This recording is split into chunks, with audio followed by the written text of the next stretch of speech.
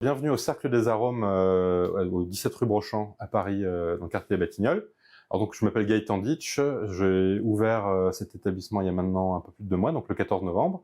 C'est une reconversion. Jusqu'à il y a 3 mois, j'étais banquier d'affaires, métier qui me passionnait mais que j'ai fait pendant 17 ans. Mais j'ai eu envie un moment de vivre une de mes passions. Donc une de mes passions depuis mes années d'étudiante, c'est le vin.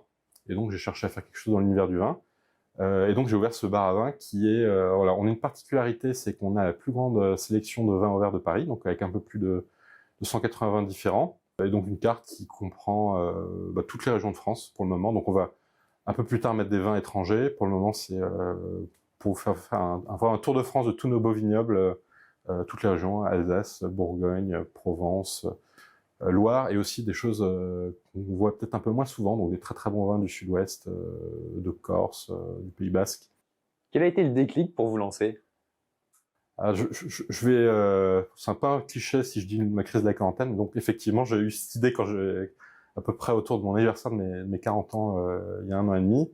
Le projet a bien maturé, parce qu'on a mis un peu de temps à affiner les choses, à trouver un local, donc dans quel quartier de Paris à l'ouvrir. Le catalyseur, ça a été la rencontre avec le fondateur de la marque Le Cercle des Arômes. En fait, faut savoir que c'est une licence de marque, donc une franchise, un réseau.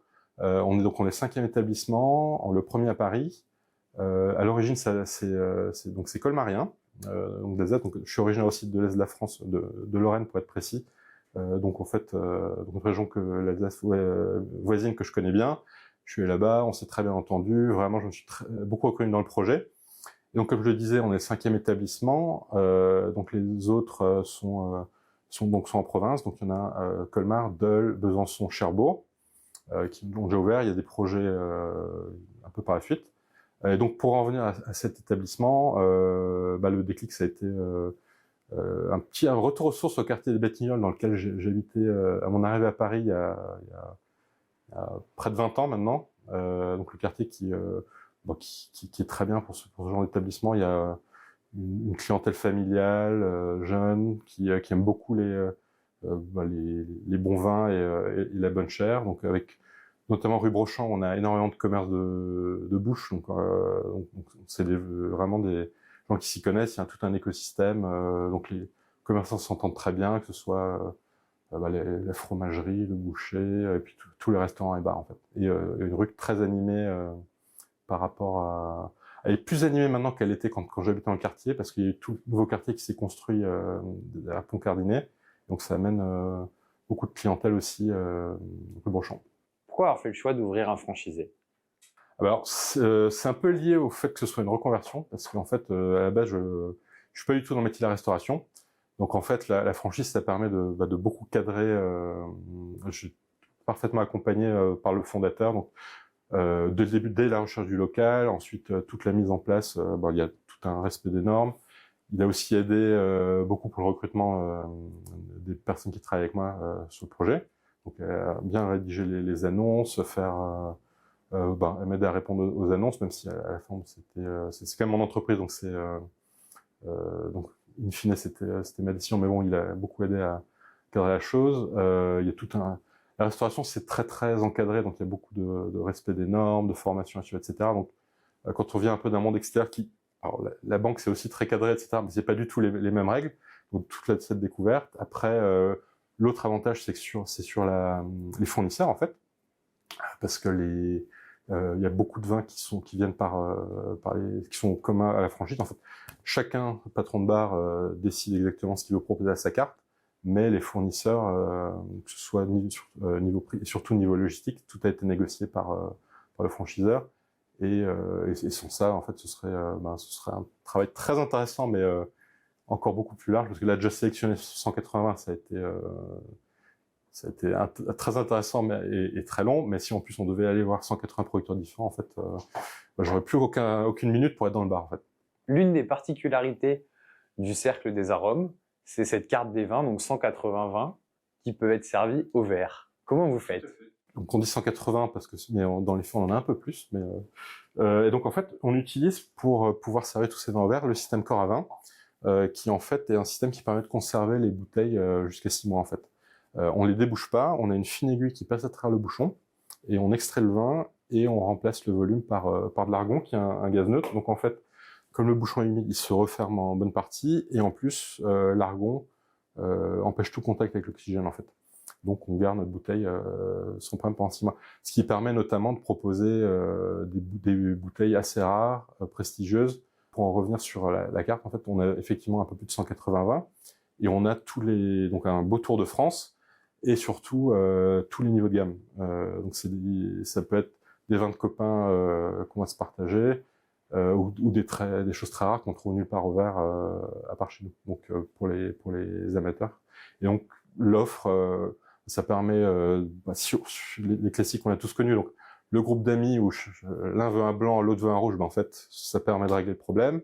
Des gens qui ont envie de goûter différentes choses dans la soirée, et malheureusement, ou plutôt heureusement, vont pas prendre 10 bouteilles de suite. Ou alors des gens qui en fait voudraient une fois goûter un vin très prestigieux, mais n'achèteraient pas forcément la bouteille, mais chez nous ils ont la possibilité de le faire en buvant qu'un seul verre. Et au niveau des prix, on en est où? Alors au niveau prix, la plupart des références, alors au verre ça commence à partir de 6,50 €, et on a, alors pour les plus prestigieux, c'est plusieurs dizaines d'euros le verre. Mais le verre moyen est entre 10 et 12 €. Au niveau des crus, du coup, on va se retrouver à pouvoir goûter des vins peut-être plus anciens, de façon plus simple que si on va au restaurant où on sait que les prix peuvent être élevés. Oui, tout à fait, ouais. Et notamment, alors des choses plus anciennes, on a par exemple des vins de Bourgogne, des grands crus Chambertin de 2014. Donc on a quelque chose qui a plus de 10 ans qui est prêt à boire. On a des Bordeaux de 2005 en fait, donc des vins de 20 ans au verre, on trouve ça nulle part. Et non, et notre vin le plus ancien, c'est Saint-Sauterne, Châteaubriand-Sec, qui est 1997.